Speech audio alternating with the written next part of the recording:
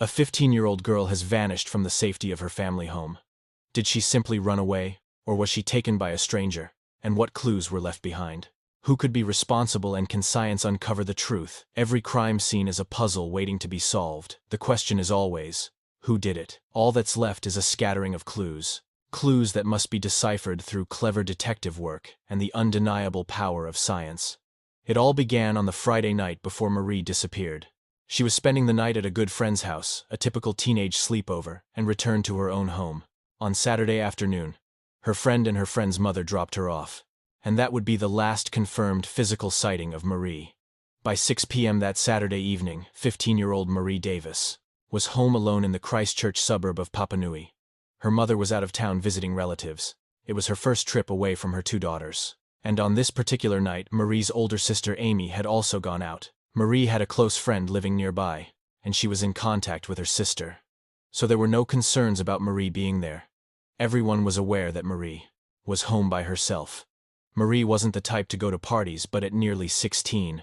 In fact, I don't think she ever went to a party that I knew of. She would have likely been on the computer listening to music, or just quietly reading a book. She had even mentioned wanting to clean up to make sure everything was nice for me when I got back. She had never stayed home alone before, so she probably thought, this is neat. I can do whatever I want with all the time in the world to do it. Her mother, Janet Davis, was scheduled to fly in the following morning, Sunday. The arrangement was that her older sister, Amy, would meet Marie at the house at 8 o'clock before they headed out to welcome their mom home. But when Amy arrived, she found the door was locked. The curtains and windows were all closed, and there was no sign of Marie. The house was locked and secured as if Marie had simply left, leaving the house clean and tidy behind her. Amy immediately tried calling her sister Marie, but the calls went unanswered. She then tried contacting Marie's friends, but none of them knew where she was. Marie never returned home and never answered her phone. I flew back to find Amy at the airport, along with the mother of Marie's close friend. I saw that Amy was crying, and for a moment I thought she was just homesick for me since I'd never been away from the girls before. But then she told me that Marie was missing and that nobody had any idea where she could be. It was a complete nightmare. Missing persons reports are filed with the police every single day, quite regularly in fact, and the vast majority of those individuals are located relatively quickly, especially in this day and age with cell phones. But Marie's disappearance struck investigator Virginia Labar as unusual from the very beginning. She had never been missing before, not for any period of time. She, her mother, and her sister were incredibly close, and Marie's father had passed away when she was only 3 years old. They were a very tight-knit family, and Marie had a circle of very close friends. For her to not be in contact with any of them was highly significant. We went in with some of our staff, and they conducted a thorough search of the home to see if there was perhaps a note that had been left behind, something to say, "I've gone somewhere." The police also searched for any sign of a forced entry or any kind of disturbance. There were none. But what they did find was that several key items were missing from the house. Some bedding was gone. And more importantly, Marie's wallet, her phone, and the house keys were all gone. She also had a green satchel-type bag that was nowhere to be found, and it always contained her phone and some makeup. She simply never left home without it, and now it was gone. The initial assessment suggested she might have simply gone off somewhere on her own. So the following morning, after confirming this, there was nothing of high significance found inside the house. The priority was simply to establish the facts surrounding Marie's life, which involved speaking with more of her friends and contacting the school. She reportedly enjoyed attending school and had a close circle of friends there. She was deeply interested in her art and music. By all accounts, she was a quiet individual, known to be quiet and reserved. She had a passion for drawing and was exceptionally skilled, often spending countless hours with her sketchbook, a genuinely talented artist. Her disappearance was completely unexplained. There was nothing in her background to suggest that she would have run away or was in any way unhappy. Police began going door to door, asking if anyone had seen her that Saturday night, conducting what is known as an area canvass. Consequently, all the neighbors were interviewed, and it was found that most people in the area knew Marie. Nothing unusual or untoward was discovered during these interviews. Furthermore, she did not have access to a car. It was also considered unlikely that she had taken a bus, but investigators naturally reviewed CCTV footage and similar evidence. In the initial stages of the investigation, there were a significant number of blanks. The trail went cold at every turn. Where was Marie? And why wasn't she answering her phone? How could a 15-year-old simply vanish? It was a complete mystery. I became involved in the investigation a couple of days into the case. My role was to analyze all the available phone data. We examined her records to see if she had been texting any friends, possibly indicating where she was going or who she might be with. The data from Saturday night showed that Marie was at her home. Her cell phone activity was minimal that evening, consisting almost exclusively of texts to one of her closest friends. The data revealed Marie texted her friend at 8:20 p.m., and then her phone showed no further use for the remainder of the night. The next recorded activity on Marie's phone occurred on Sunday morning at approximately 8:15, when it received an incoming text message from a friend of her sister's. Roughly 7 minutes after that, Marie's phone received an incoming call. She did not respond to the text message, nor did she answer the call, which was considered unusual. What was of particular interest was that the text message at 8:15 was pinging a cell tower in the Belfast area, a location just north of Christchurch. And only 7 minutes later, when the call came in, the phone was pinging in the Kaiapoi area, which is located even farther north of Christchurch. This indicated that she, or at least her phone, was clearly traveling in a northerly direction, away from Christchurch. This was the very first piece of evidence that pointed to a location away from her home address. The inquiry then shifted to determining where she could be within that area and whether she was there voluntarily or had been taken there. As a result, the search and rescue team was deployed to that specific area. The search operation was based out of the Cairnhill command post, using calculations based on cell phone tower locations to focus the search and rescue teams on an area known as Stewart's Gully, a region near Kayanga, approximately a 20-minute drive north of Marie's home, situated on the edge of the Waimakariri River. Certain items of property, specifically some linen and bedding material, had also been reported missing from her home. Investigators had a detailed list of these items, including their specific patterns, as well as a good description of the clothing she was likely wearing. An extensive search commenced for Marie, or for any of the items that could be linked to her disappearance on that Sunday. We had 6 teams in the field, each with 3 people, making for 18 searchers in total. In addition, we had 3 canine handlers, each with an assistant, bringing our ground crew to about 24 people on that very first day. The search area was absolutely immense. It was all rural territory, a mix of plantation, forest, dense scrub, and wild bushland. It honestly felt like searching for a needle in a haystack. But if you never start looking, you're guaranteed to find nothing. 5 days had now passed, and there was still no sign of 15-year-old Marie Davis. Search teams were meticulously combing a vast stretch of land near the Waimakariri River, a location that was pinpointed using her cell phone data. All the while, officers were desperately pursuing any other leads. As more time went by, the situation just became deeply unsettling. We simply could not make any contact with her. The longer Marie remained missing, the more the fears for her safety grew. Investigators called in forensic scientists to process the family's home. Ideally, we want a pristine scene, one with no disturbance after the event, but obviously several days had passed and people had been in and out of the house. This meant certain types of evidence, such as footwear analysis, were no longer going to be viable. Gary Gillespie demonstrates the procedure for a crime scene examination. Full body suits, gloves, and booties are non-negotiable, as they prevent contamination from hairs, clothing, fibers, or fingerprints. This gear must be worn by everyone before they cross the demarcation line into what's known as the hot zone. So Gary, it looks like we're ready to enter the hot zone now. Yes indeed, protected from head to toe and ready to go. Simply talking without a face mask could leave behind our DNA. For the purposes of this demonstration, we are able to remove our masks. So what was the situation at the Davis house? In a missing persons case, what are you looking for? Is it evidence of an assault? Blood is typically the first thing we look for. We'll work our way through methodically room by room with a high-intensity light. It's a visual examination, and a bright light illuminates the scene, which really helps us visualize any potential blood staining. That is an incredibly bright light, isn't it? Just how powerful is that? It's a 1,000-watt light. And if we do a quick scan down here, well, that looks like something of interest, doesn't it? Yes, very much so. It's a distinct reddish-brown stain, pretty typical of what I'd expect for a blood stain. To me, that looks like what we call a transfer stain. That's exactly right. So we've had blood on one surface that was then smeared or transferred onto another surface. For a blood stain, I would be interested in performing chemical tests on that. Now let's just move over here to the carpet.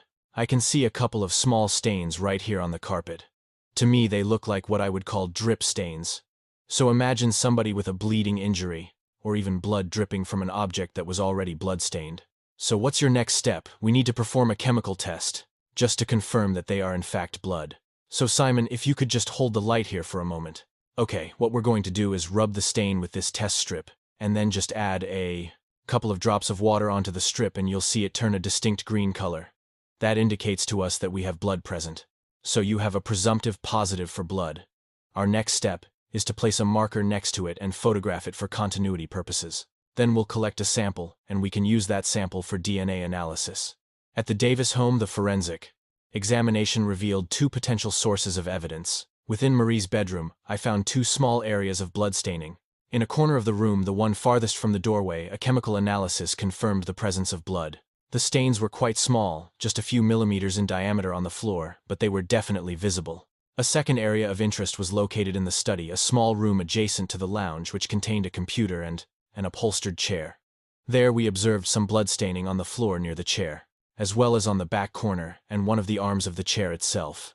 The stain on the back of the chair was of a considerable size, though light in color, measuring approximately 20 to 30 millimeters in its overall dimension.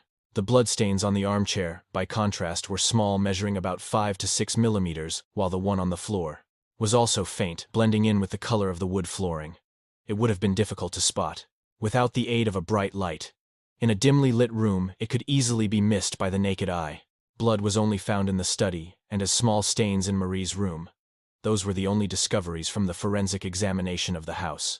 While the findings weren't extensive, they seemed significant, especially since we knew Marie spent a great deal of time in the study. No other blood was found anywhere else in the house, which ruled out a more widespread bleeding event. So, although the amount wasn't large, the presence of these few isolated spots of blood was highly unusual.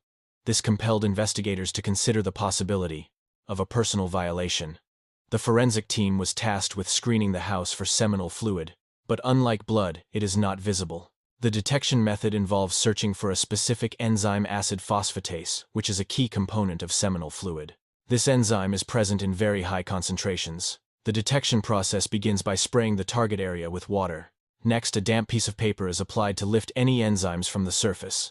The test area is marked, and then the paper is removed and treated with a chemical reagent. A reaction is observed as a purple coloration begins to appear on the paper. The reaction typically takes up to 2 minutes, but in this instance, it happened rapidly within just 15 to 20 seconds. The discolored area is marked and aligned back with the surface to identify the exact zone for sampling and analysis. The result? No seminal fluid was found anywhere on the floors inside the house. With that possibility ruled out, the investigation narrowed its focus to the study and the computer which Marie often used to upload photographs and listen to music. A forensic examination of the device was conducted as it was highly probable Marie was using it in her final hours at home. Data showed that Marie was active on the computer until just after 3 o'clock, which is when a new song was loaded. That single song then played on a loop 238 times with no further user interaction until approximately 6 a.m. the next morning, at which point someone attempted to shut down the computer. Normally, the computer was never turned off. The forensic analysis of the machine's logs confirmed that this was a highly unusual event for this specific computer. In fact, the family's habit was to always leave the computer running. This anomaly raised an obvious and chilling question: was someone else in the house? 15-year-old Marie Davis had now been missing from her Christchurch home for over a week, and as the official police investigation continued, her friends and extended family, desperate for answers, were doing everything in their power to find her. She was a deeply loved girl, and they channeled their grief into action, creating posters and organizing search parties. Heartfelt appeals for any sightings were broadcast through the media. Or the missing items. Marie's high-profile case centered on her being at home alone on a Saturday night before she had effectively vanished. It was a mystery that investigators were determined to solve, and further phone data was analyzed, including all landline calls going in and out of the Davis home on that Saturday night. A particular phone call came into her house around 8 to 10 that evening. That phone call lasted approximately 46 seconds, making it notably short. The call was traced back to the home of Marie's close friend, where she had stayed just the night before. To investigators, this immediately stood out. It was a landline call, whereas most 15-year-olds used text messages, so it seemed very unusual, raising questions about what that phone call could have been about. After speaking with the residents of the address, it became clear that Marie's friend and her mother, who both lived there, were at a barbecue that evening. Other than them, the only person who lived at the address was the uncle of Marie's friend. So authorities then spoke to the uncle, and he provided an official statement to the police. The uncle explained that he was out with his own friends that evening, and insisted he had not made that phone call. This left a crucial question: who made the call and what was its purpose? With intense media and public interest, police were fielding hundreds of calls, all treated as potential leads or new information.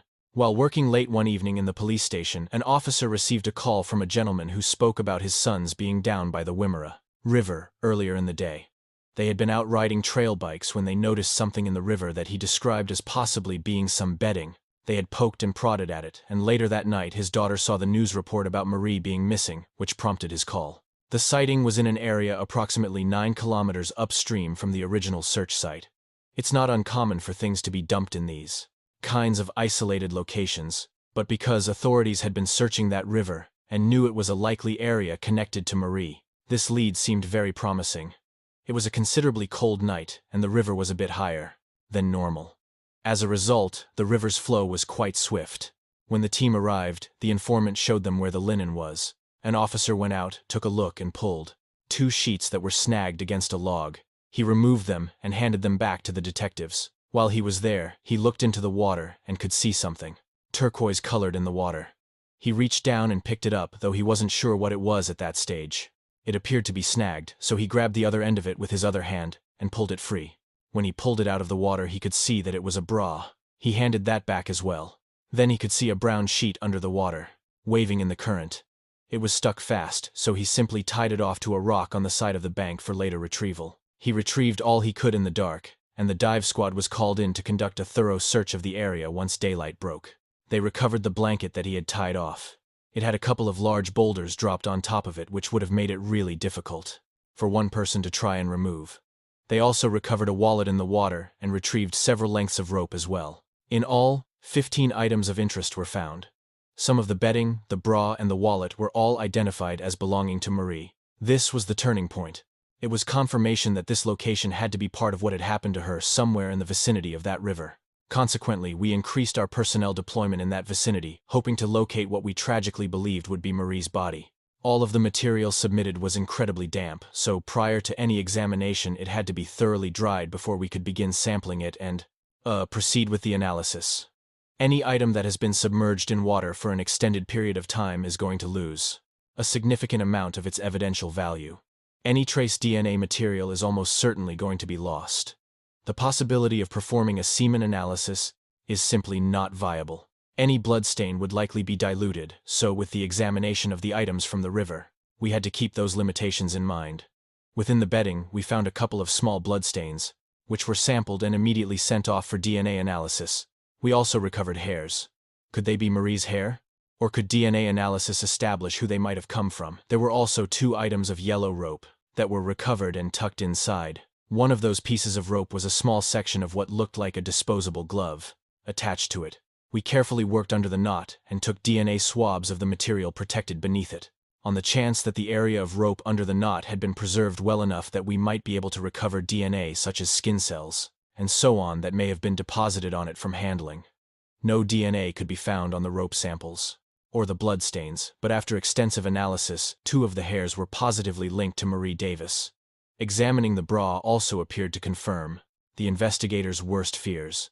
The hook on the clasp had been severely bent backward, which indicated that a significant amount of force had been pulled on the bra while it was still being worn, or, at least while the clasp was still fastened. Police needed to determine who had made that final landline call to Marie from her friend's house. Everyone who lived there insisted they were out, but someone had to have made that call. We had to consider the possibility, would someone break into a house just to make a phone call? But that scenario was stretching credibility. During an investigation like this, we're examining various persons of interest, and the phone call made that night certainly heightened our focus on the uncle. The Uncle Dean Cameron claimed he was out with friends, so we examined his phone data to see where he may have been on that Saturday, and most importantly early Sunday morning. Once we obtained Mr. Cameron's phone data, it became apparent that he'd been traveling around Christchurch City earlier in the evening from about 4 o'clock in the afternoon, through to about 6 o'clock with friends. On that Saturday night, Mr. Cameron began receiving phone calls on his cell phone from the very friends he'd been with earlier that evening. That was at approximately 10 minutes past 8 in the evening, which strongly suggests he was no longer with his friends, otherwise they would have had no reason to be calling him at that time. Around 8 to 10, when he was receiving those phone calls, his cell phone was pinging off the cell tower closest to his own home address. About half an hour after that, his phone appeared to have moved to a different cell site, the one located nearest to Marie's home. Mr. Cameron's cell phone was in the area of Marie's house for quite some time, for about half an hour. But the last time he received any traffic on his cell phone was at about 9:30 on Saturday night. After that, there was no activity. From that moment until around 10 o'clock the next morning, his location appeared to be in the vicinity of Kaipoi, which was the exact same area that Marie's cell phone had last registered a signal that morning as well. When authorities establish an individual as a person of interest in someone's disappearance, an analysis of their movements begins. The objective is to establish a point where the movements of the missing person in this case and the person of interest ultimately intersect. And his movements began to align directly with Marie Davis's, specifically close to her home address. Police and ESR then conducted a search of the house where Dean Cameron resided. Investigators were operating on information that Marie had in fact been inside the house the day before she vanished. This meant that finding Marie's DNA would be expected, and therefore easily explained throughout most of the residence. For this reason, the search concentrated heavily on the bedroom of the suspect in this matter. The team was primarily looking for any evidence of blood staining present within the room. Nothing of any major significance was found, and consequently no DNA analysis was performed on anything from that room. However, police searching the garage discovered several pieces of rope and latex gloves that were similar to the rope and glove fragments found by the river. It appeared to be more than a coincidence. It suggested a tangible connection. Investigators had now identified Dean Cameron as a person of interest in the disappearance of 15-year-old Marie Davis. The latex gloves and sections of rope found at his house looked similar to those recovered at the Waimakariri River, but could they be confirmed as a scientific match? Dr. Sally Carson of ESR's Physical Evidence Laboratory conducted the rope analysis, starting with the rope's fundamental construction. For one sample piece, the end was carefully unwound, revealing that it was comprised of 3 strands twisted together in what is known as a Z-twist. The Z-twist designation refers to the diagonal lines of the rope, which follow the same angle as the letter Z. In turn, each of those individual strands featured diagonal lines going the opposite way, like the letter S, which is known as an S-twist. This is a common method of rope construction. The opposing twists are necessary. Otherwise, the rope would simply unravel. The analysis also involved counting the number of fibers within each strand. Under magnification, the composition was very clear, showing there were between 15 and 20 different fibers. The next step was to determine if there was a similar number of fibers in both rope samples. The counts were identical. Based on all physical testing, the 2 ropes were indistinguishable. The focus then shifted to chemical analysis, which identified that all the rope samples were manufactured from polypropylene and were a perfect color match, adding more weight to the theory they were the same. But this did not constitute conclusive evidence. This type of rope is fairly common, and therefore other ropes available on the New Zealand market could also match these samples. It provided a link, but it was considered a reasonably weak link, because of how common the rope is. Latex gloves are also widely available, making them seem nearly impossible to differentiate. But with the aid of high-tech equipment, this is exactly what Dr. Carson intended to do. Small pieces of the gloves were attached to metal stubs and placed inside a scanning electron microscope at Auckland University's School of Engineering. Inside the machine's chamber, an electron beam is fired at the latex sample. As the beam scans the surface, the atoms present in the material become excited and emit X-rays, and a detector then measures the specific energy of those X-rays. So what we're doing here is measuring the elements right off the periodic table. That's exactly right. For instance, with the calcium peak, those are the X-rays that are emitted at roughly 3.9 electron volts. So at that energy level, we can confirm it's calcium. And sulfur right here is at about 2.4. And because it registers at 2.4, we know that peak represents sulfur. I'm just amazed at the level of precision you can achieve with this piece of equipment. It's an incredibly high-tech instrument, and it's extremely accurate in detecting the specific elements present. We also saw a few smaller peaks appear. One of them was potassium, and that's an element you would typically expect to find in latex gloves. The elemental composition can vary from one manufacturer to another, and even between different batches of gloves. So what did you discover at the suspect's residence? We found 4 different kinds of latex gloves, but none of them were a match to the one found at the scene. What was particularly interesting was that of the 5 gloves found at the suspect's house, only 2 of them actually matched each other. So a real assortment of gloves at his house. Yes, that's right. This led police to take a closer look at Dean Cameron's movements, because phone data placed him in Kaiapoi near the Waimakariri River on that Sunday morning. He insisted, however, that he was never at the river. He also claimed that Marie had never once been inside his car. A potential breakthrough seemed imminent when investigators learned that some sections of the river were monitored by security cameras. The inquiry was a roller coaster of highs and lows, and this felt like a high point, a moment of thinking, yes, this is fantastic, because we were finally going to see something. But it turned out the cameras weren't even running at the time, so investigators turned back to Dean Cameron's car for a full forensic examination. It was meticulously examined for any trace of evidence linking it to Marie. Hairs were collected and analyzed. There was no visible blood staining anywhere on the interior or exterior of the vehicle. A full analysis was also conducted on the off chance that some kind of intimate encounter had taken place inside the car. No such evidence was recovered. Investigators also took swabs from all the door handles and any other surface that someone might have touched. DNA analysis was run on a number of these swabs, but overall the results showed nothing of any real significance. With no evidence of Marie found inside the car, the question became, could the car itself be linked to that specific section of the river where Marie's belongings had been discovered? Samples of debris were collected from the vehicle to see if they corresponded with the soil from the scene by the river. Over at GNS Science, these samples were carefully broken down to release the microscopic material within. This brought them to paleontologist Dr. Dallas Milton Hall, whose primary interest is pollen. And pollen, these are things we can't see with the naked eye, correct? Oh, they are exceptionally small. The very largest pollen grains, you might just be able to spot an individual grain, but for the most part, no.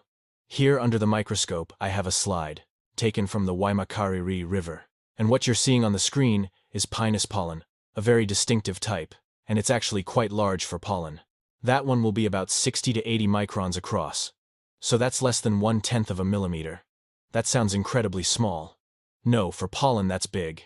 Most of the pollen we analyze is wind dispersed, but the key is to find something that's insect dispersed. Those types of plants distribute their pollen over a very small area.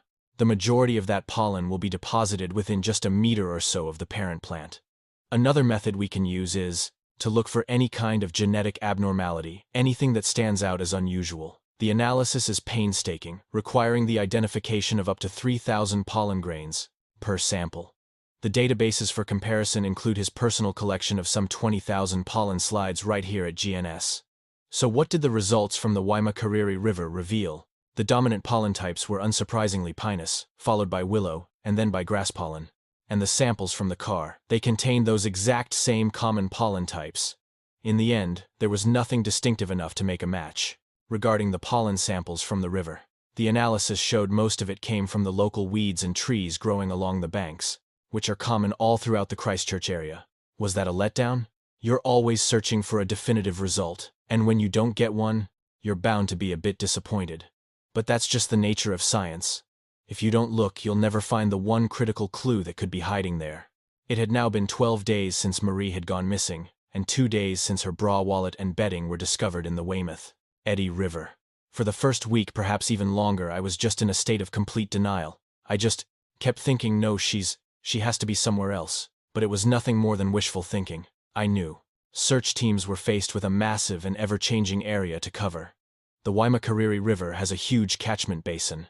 It extends all the way up by the pass, so it has countless streams feeding into it, and it's a braided river, meaning it's broken into many channels. There are countless small branches flowing downward, and its course shifts as water levels rise and it floods.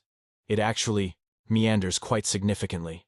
Initially, my assumption was that she would be found relatively close. I've recovered bodies from that river before. When someone passes, they sink to the bottom and usually don't travel very far. What happens next is that the body begins to decay, or decompose. This process builds up internal gases which are created by the bacteria naturally present in the body. Then, after a few days, depending heavily on the water temperature, the body becomes buoyant and begins to float, starting to drift downstream with the current. I arrived at the scene on the morning of the 17th, and shortly after I got a call from dispatch that a motorist on their way to work had spotted something in the water. I had a jet boat en route to the location. We boarded it and went to investigate the sighting. It was actually on our way back from that initial search that we finally saw Marie. What had happened with her is that she had begun to float downstream and had drifted into a braided section, a place where a higher shelf of the riverbed drops down into a lower one. She had become beached on that downward slope. She was still mostly submerged with just a small part of her breaking the surface, and she was incredibly difficult to see because she was also covered in a fine layer of silt. So once we located the body from a policing standpoint, we were certain it was Marie. She was unclothed. The most critical priority, then, is to let the family know, before they can hear it from any other source. Obviously, the grief was overwhelming. The emotion in a moment like that is, always one of the hardest things to deal with in a police career. And you just have to accept the finality that Marie is no longer alive. We recovered Marie's body from the river to conduct a post-mortem, a thorough forensic examination. At that point, our hope rested on our science and our forensic experts being able to give us the evidence needed to hold someone accountable for what had happened to Marie. The pathologist was unable to confirm a definitive cause of death. He could eliminate certain possibilities, but not with 100% certainty. However, he could confirm it was not from natural causes. Possible causes included neck compression. Drowning could not be ruled out. There was no evidence of predation by eels or seagulls, which supported the theory that the body was wrapped in something while in the water. As part of the post-mortem, swabs were carefully taken from Marie's body. My personal feeling was that the chances of finding something were slim. The body had been submerged for a while. We were going to need to get lucky to find anything that could prove useful. I was examining the slides prepared from the vaginal swabs. It's a situation where it became evident that seminal fluid was present. You could actually see the sperm cells, and it's something you realize, yes, this could be a significant lead. DNA expert Kat McGovern was called into Auckland's ESR to process the samples, under what they classify as ultra-urgency. Gary had made notes regarding the number of spermatozoa he'd observed on his slides, so those counts were very low.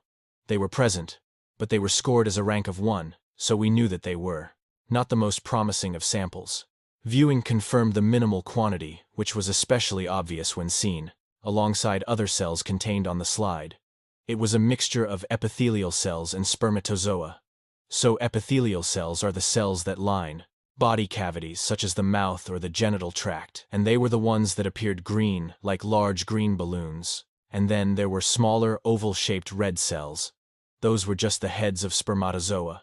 The tails detach from spermatozoa relatively quickly, so in this case there would not have been any tails present. The minimal number was not the only challenge. There was also the level of degradation from being in the river for 12 days. Researching forensic archives for similar cases only emphasized how difficult this task was going to be.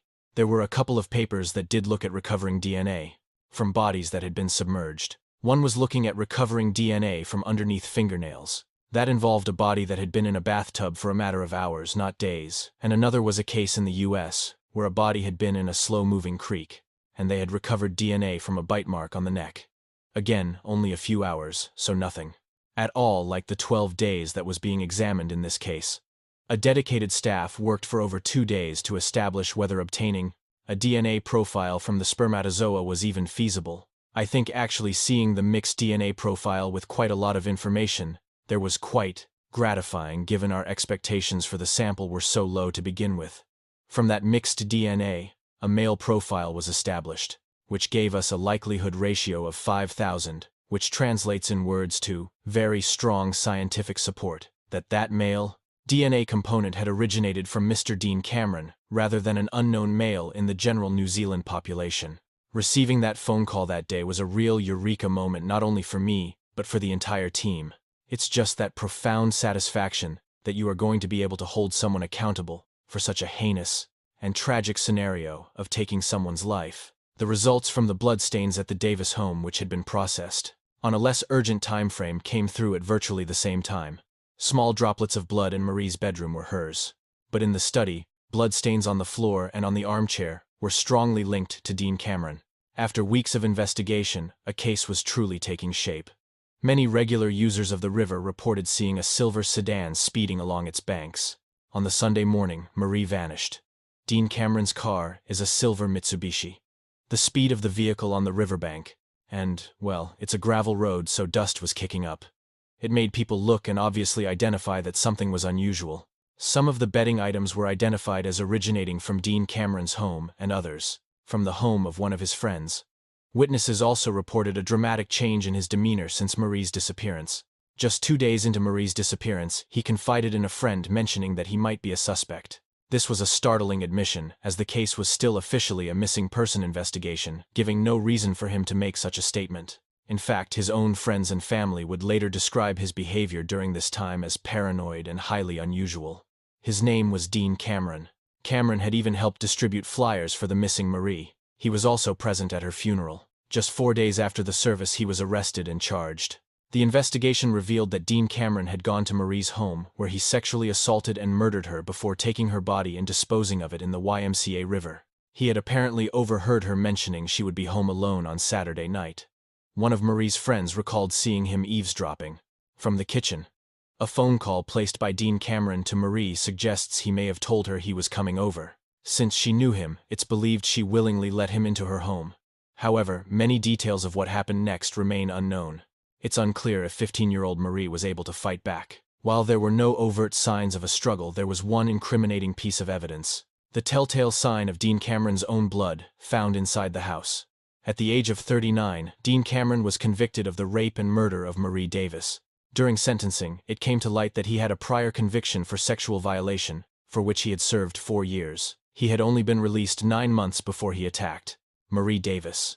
The court sentenced him to preventative detention with a minimum parole period of 19 years. Her birthday was just last month. She would have turned 20. It's a profound weight to carry, something I've learned to live with.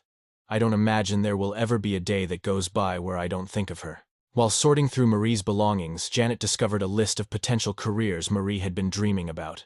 Poignantly among them were police detective and forensic scientist. From my perspective, this was a major investigation. A young girl reported missing, whose body was later recovered in a homicide. It was an incredibly high-profile case. The work was incredibly tough at times, with considerable pressure from the police, as it should have been. And it's deeply gratifying when you feel your contribution has a real impact on the final verdict. To this day, it stands as one of the more surprising outcomes I've ever witnessed. To successfully recover crucial biological evidence from a body submerged in a river for 12 days is truly unforgettable. There were moments where we were just asking what truly happened here. Who could have been responsible? You could form theories, but we needed hard evidence. For every single person on this case, it was vital to hold someone accountable. But in the end, the only real justice would have been for it to have never happened at all. It was as if Marie Davis had simply vanished into thin air. But through the relentless dedication of investigators and the irrefutable evidence provided by forensic science, her attacker was finally identified and brought to justice.